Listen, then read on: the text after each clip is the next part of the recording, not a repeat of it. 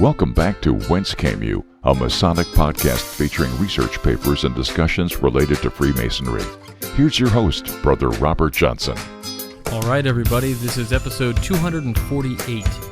Just want to thank everybody who tuned in last week. We had a great show, Masonic Q&A with Frodero and myself. Every time we do one of those kind of episodes where we just kind of talk off the cuff and I'm able to give a personal opinion about certain things within the craft, I'm always a little bit apprehensive about releasing the episode, and that's because I don't want to ruffle any feathers about some of my personal views within the fraternity. And I'm always just so amazed at the cordiality and the professional responses I get.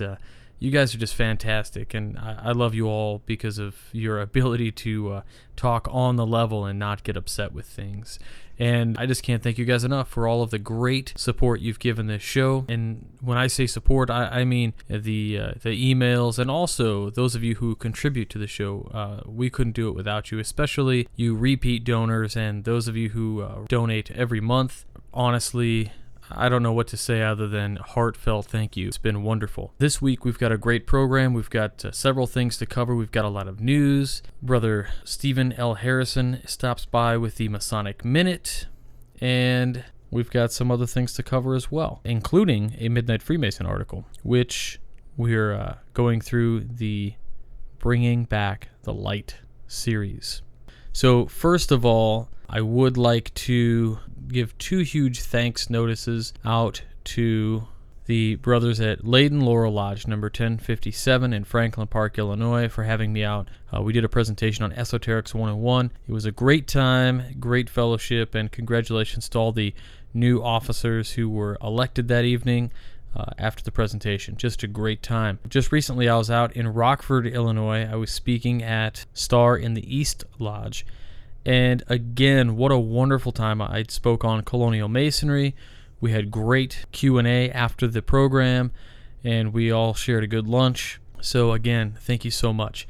Things that are coming up. June 26th, right around the corner, I'll be speaking at Crete Lodge in Crete, Illinois. I'll be speaking on the Tetragrammaton, or as some people know it, the Word or the Name of God. That should be a very interesting topic. I think you will all enjoy it. It's highly entertaining. There is some jokes. There is lots of deep information, and we have a lot of fun with it. But that said, don't come out to see me. You have to come out to see the two guys that are going to be there with me, including the master of the lodge, James E. Fry, Freemason contributor who is the worshipful master of Crete Lodge, and he's putting this symposium on. I don't know if he'll be speaking or not, but if he does, it's always great. One of my favorite speakers ever, probably my favorite speaker actually, Brother Stephen L. Harrison is going to be at the program as well, presenting. So I'm really excited about that. And then if you guys are familiar, we had Joseph Wages on the Masonic Roundtable some time ago to talk about his book about the Bavarian Illuminati, the Secret School of Wisdom. Well, he's going to be at this symposium also talking about the Bavarian Illuminati. And he is a veritable expert. He was an instrumental part of this book that came out. I would highly, highly recommend you come out to see it. Please find it on Facebook and check out all of the links to it. You can find it on MasonicFinder.com, and there's a link in there where you can actually pick up tickets. I think they're $25 tickets, but lunch is included, and there's an autograph session with books and things for Joseph and for Brother Steve. So it's going to be fantastic. I really do recommend you guys come out and check it out. I'm really excited about it. I had a few questions just this last week about our remastered Manly P. Hall lectures. I've mentioned it before. They don't get a whole lot of attention, but some guys love these things, so I thought I'd just go ahead and mention it. We do have those. If you're having trouble accessing them, please let me know. If you go to WCYpodcast.com, you can click on Remastered Manly P. Hall Lectures. You're going to see a couple paragraphs about Manly P. Hall, and there's going to be a photo of Manly P. Hall. If you click that photo, it will actually take you to a Google Drive. Up in the left-hand corner, it'll say Remastered Manly P. Hall Lectures, 23 items, and there will be 23 audio icons. and you can just directly download these. Anybody has access that can get the link, which is essentially just clicking on it. I didn't want to host these on our host service because that would cost extra money, and I figured we can just host them right here on Google for free. So hop on there, download them. We remastered them. What we've said on the webpage is here for the first time is a collection of 23 Manly P. Hall lectures downloaded from the web in their raw form and digitally remastered in 320 kilobyte dual channel constant joint stereo. The white noise has been knocked down nearly 95%, and Hall's voice carries like never before. These have been brought to you in a joint effort between myself and a good friend, brother of the show, worshipful brother Gerald Brown. Hall's lectures are timeless and widely available to all for free all over the web, but not in this quality. I personally spent hours converting these and perfecting as best I could while preserving the subtle nuances of the original audio recordings. So we're hosting these for free. However, please consider making a donation to the Philosophical Research Society, the Cure Epilepsy Foundation, or this show if you really enjoy them. Thank you, and please click the link which will take you to the Google Drive folder where you can listen and download the files. Recommend that you do download them rather than stream them. They are large files, and the full file names will be displayed in your audio player as well. So again, check those out. I did want to also mention we're dealing with a few things here on the website. We may be going through a little bit, some changes on the website. We've got a tab that says Famous Freemason List, and when you click it, I was told that this list was nearly unusable, and I'm looking at it now, and it is. I don't know what I was thinking when I posted like a JPEG image of an Excel file. I totally apologize for that. I will be fixing that with our digital media archivist, brother Matt Dobrow from the WCY team. He'll be handling a little bit of that in the future. I will try to fix it in the meantime as best I can. Just want to give a big shout out to Chris Hodap for his reposting of the Midnight Freemason article I did about the Scottish Rite, explaining the differences between the northern and southern jurisdictions. I will read that for you later in this episode. Brother Chris was so kind to not only link it, but also have some kind words about me in the post.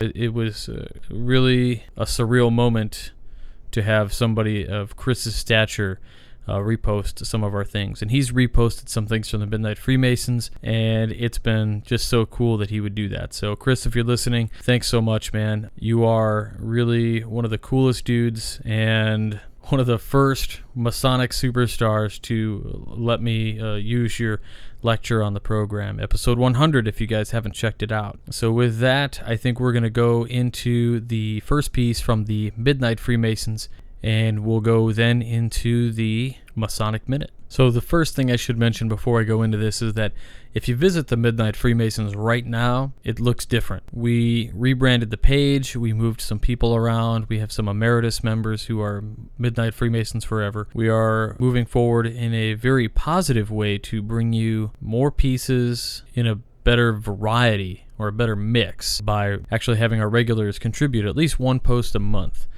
So with that, I think we're going to have a great variety. So here we go. Bringing Back the Light, Part 6, Elbow Grease. Part 6 of the Bringing Back the Light series. The final job at Homer Lodge number 199 was the biggest, renovating the lodge room. This is no small lodge. It's approximately 2,500 square feet with an 18-foot ceiling. The last time it had been painted, we think, was in the early 70s. That's a lot of walls that needed paint. And upon closer inspection, we had need of some plaster work to be done as well. Obviously, it was too big a job for a dedicated crew of Master Mason handymen to handle. We needed a professional with the right equipment and scaffolding. So we hired one, and he went to work on the lodge room about Thanksgiving and finished a little after the New Year.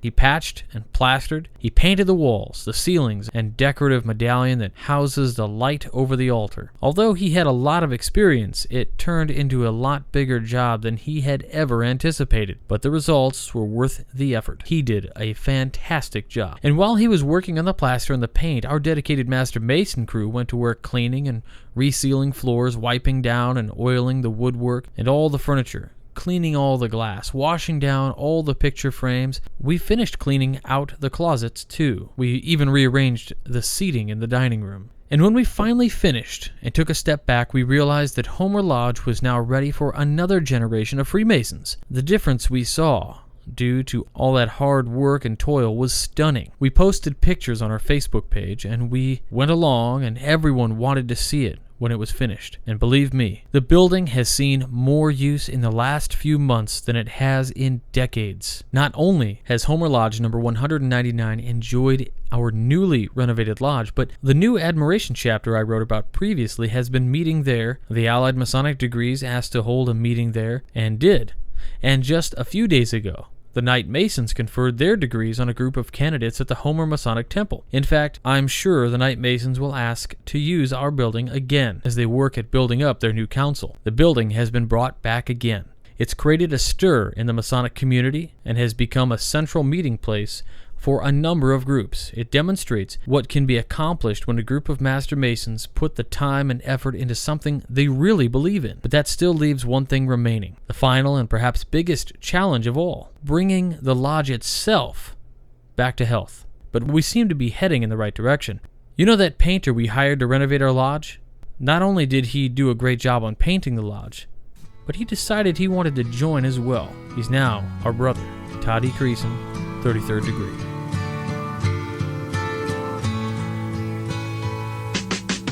Danny Thomas, a member of Gothic Lodge 270 in Hamilton Square, New Jersey, was an American nightclub entertainer, television star, producer, and the founder of the St. Jude's Children's Research Hospital.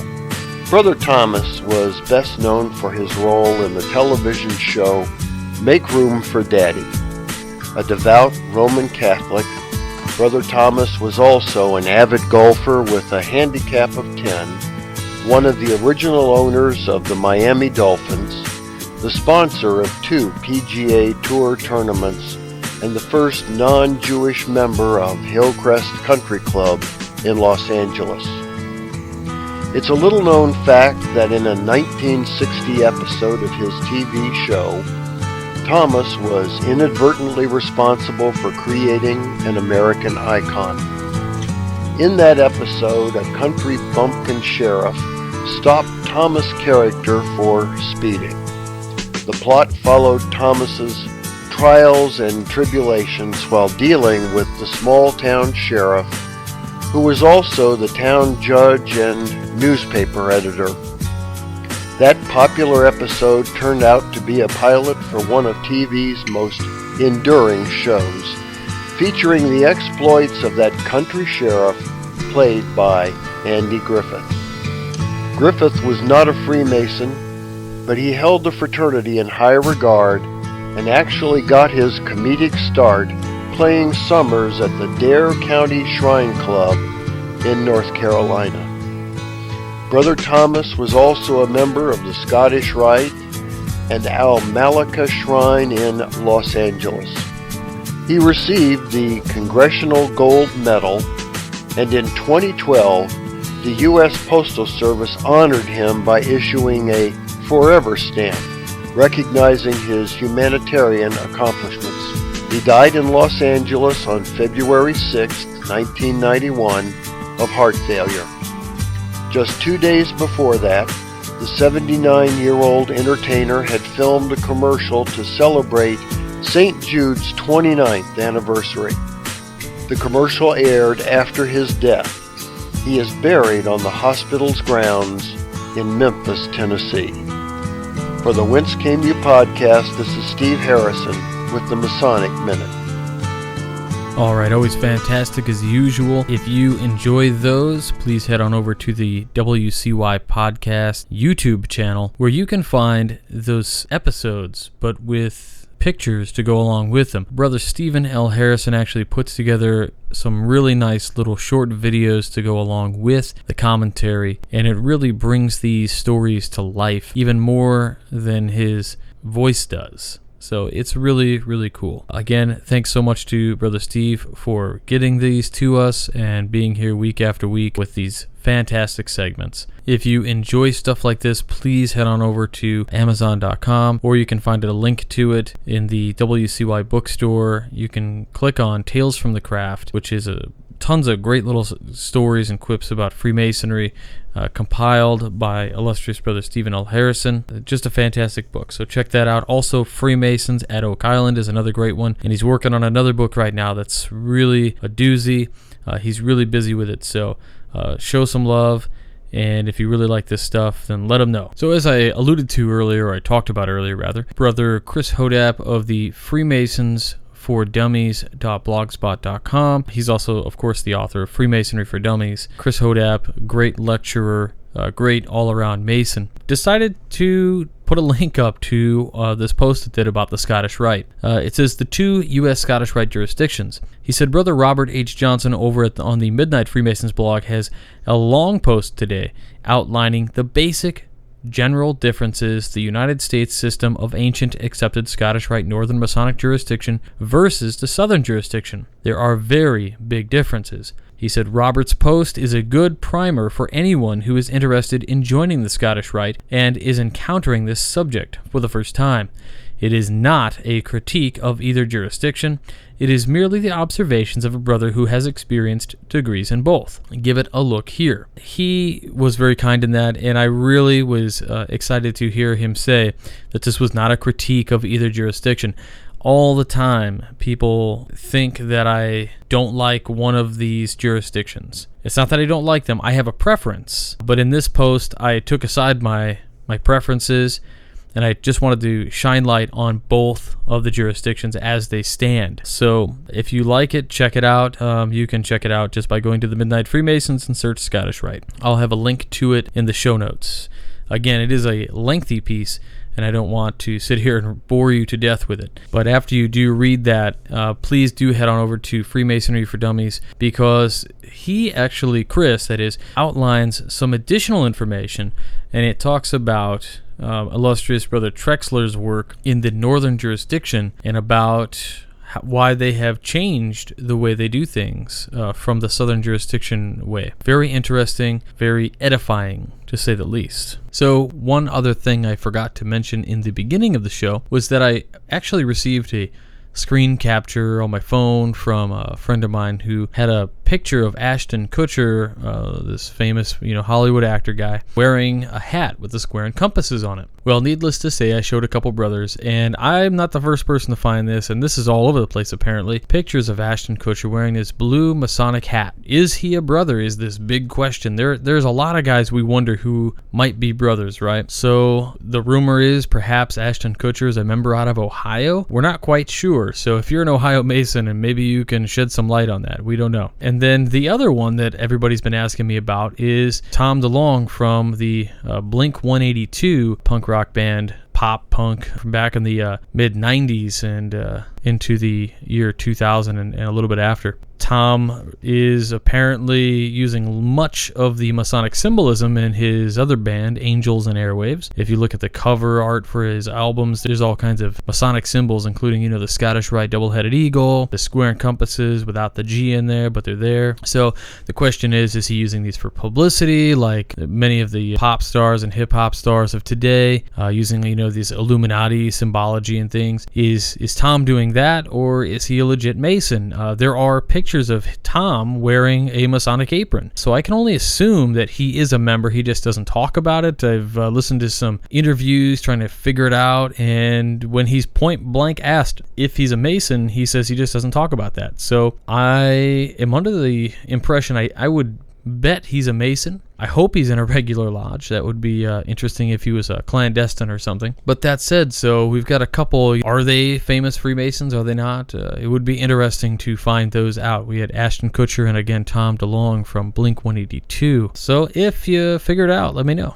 Before we close it out this week, I just want to give a couple quick shout outs to Brother Doc Gentry, a Midnight Freemason contributor who is up here in the Northeastern District of Illinois, who has been a fantastic brother to me and to countless other brothers in the area and abroad. He's got a new podcast, semi-new, I guess. He's had a few episodes out. It's all about Dungeons and Dragons. So if you love yourself some Dungeons and Dragons, check out his podcast, Bros and Dragons, and check it out because it's a really cool podcast if you're into that genre of games. It is not clean. So there is language and things that go along with that. But if you play D&D, then you already know that. So check that out. And also, just to give a quick shout out to Scott Newberry, who puts out Masonic Musings, which is kind of like a Masonic aggregate. It's almost like a newspaper website just about Masonic stuff. So he's got headlines, photos, videos, leisures. And one of the coolest things ever was on the page there, it says Herefordshire Freemasons support for the air ambulance. So it's a really kind of neat article about Herefordshire Freemasons. But what's neat about that is when I trace my genealogy back on my dad's side, it goes back to Herefordshire, England, back in the 1500s. So that's where we came from. I guess that's where my bloodline's from. So a big shout out to all the Herefordshire Freemasons out there who might listen to this program. Maybe one day I can make it back home, huh? So check it out. Lots of great content on the Masonic Musings. So if you go to masonicmusings.scottnewberry.com, it's all there. Latest items from the world of Freemasonry. It's got a lot of cool stuff. So another good aggregate is ashlertoashes.blogspot.com. There's a dash, so it's ashlers-ashes.blogspot.com, which has got tons of content. It's just a running stream of content with some links on the side to different neat things. You know, he's got podcasts like After Lodge, In the Chair, Masonic Central, Masonic Radio Theater, Occult of Personality, Temple Radio, Craftsman, The Life Masonic, The Masonic Roundtable, Tyler's Place, which is fantastic, by the way. Brother Maynard, thanks so much for hopping on the old Facebook page there and giving us a little love. Winding Stairs Podcast, Ex Oriente. He's got links to different, like all kinds of great stuff on this website. So if you have a minute, definitely check out ashlertoashes.blogspot.com. It's definitely a great resource. And he's just got a running list chronologically of posts that pull from all sorts of different places. And it's so simple. There's like nothing on this page except these posts. So you can scroll through and just grab the ones you want. I also, really quickly, I guess I should mention that we didn't have a show this last week on the Masonic Roundtable. So if you're wondering why, it's just because none of us could form a quorum for the episode. We will be back next week. Topic will be announced Well, it was probably announced just a few hours ago. So, again, check that out. Tuesday nights, 10/9 Central. And that's it for this week, guys. So, thank you so much for listening. This week we had a lot of news and a lot of shout-outs and some explanations of things. I hope that was okay. We want to make sure that we're keeping the show current and relevant. So, again, if there's anything that you wanted to hear about, if there's any questions you have, please don't hesitate to reach out. You can email me at admin@wcypodcast.com or at wcypodcast@gmail.com. That other address I just gave you, you can also look us up on Google+. Follow us there. You can follow us on Facebook and find us on Twitter at Whence. We've got a ton of followers over there, so please help us out and do that. And tell a friend. Tell a friend about the show. Let's get this show into as many ears as possible and make this Renaissance period or this Reformation period in Masonic history happen even smoother. If you know a brother out there who's not getting what he wants from Lodge, maybe he would benefit from this show, turn him on to the show, or Whence Came You, or any one of the Masonic podcasts that I mentioned. They're all great. Also, I should mention to make sure you check out the Midnight Freemasons 3 times a week, Mondays, Wednesdays, and Fridays. I just had a post go up on last Friday explaining the reason for the declining membership, if you want to call it that. I hope you enjoyed that post. It was probably a little bit controversial, so I hope, again, I don't want to ruffle your feathers. It's just my opinions, and I hope you enjoy. I'll have another piece coming in the next couple weeks, which will be another little bit of a charged post, which will be about something very interesting that you've all most likely gone through,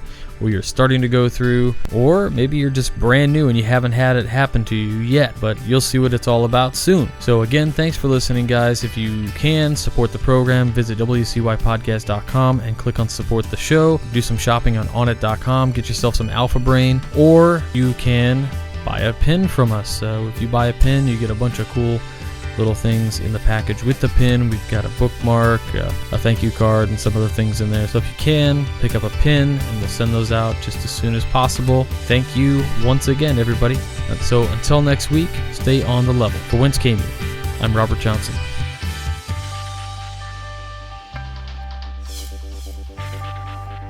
You've been listening to Whence Came You, a Masonic podcast featuring research papers and discussions related to Freemasonry with your host, Brother Robert Johnson. Be sure to join us for our next edition.